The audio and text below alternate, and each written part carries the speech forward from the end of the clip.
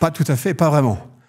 Même si la dernière mouture du rapport chargé-produit convient qu'elles sont un petit peu actives, il tend malgré tout à minimiser le rôle et le poids des OCAM dans le financement de la prévention au sens large. Nous avons fait une étude chez Harmonie Mutuelle pour analyser nos dépenses de prévention dans le détail. Ce qu'il en ressort, c'est que ces dépenses de prévention représentent, à minima, puisqu'il y a un certain nombre de dépenses qu'on ne peut pas tracer, 3,3% de nos prestations en santé. Alors, dans ces 3,3%, nous avons identifié nos dépenses relatives aux 5 leviers de la prévention. Le premier, l'éducation à la santé. Comme beaucoup d'organismes complémentaires, nous diffusons à nos adhérents une revue, plusieurs fois par an, qui vise surtout à l'éducation à la santé. Aussi, et là c'est peut-être plus spécifique aux mutuelles 45, nos élus consacrent une part significative de leurs actions de terrain auprès des adhérents à la prévention. Donc ça, c'est pour l'éducation à la santé.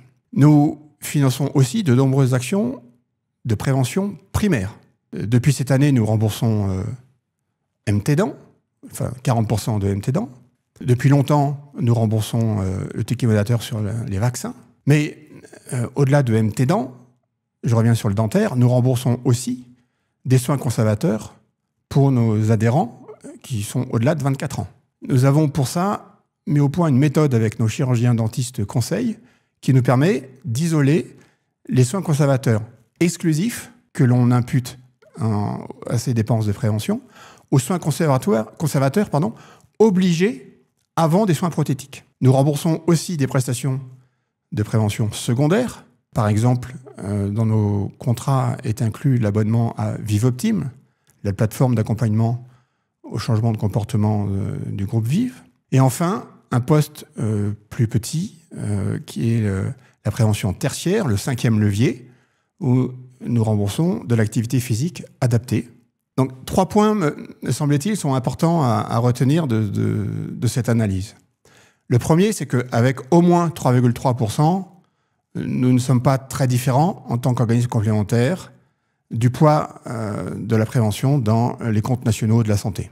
Le second, c'est que pour arriver à ces 3,3%, nous avons fait fi d'une règle comptable qui impose aux organismes complémentaires de comptabiliser un certain nombre de leurs prestations de prévention dans leurs frais de gestion, notamment toutes nos dépenses relatives à l'éducation à la santé ou l'abonnement à la plateforme Vivoptime.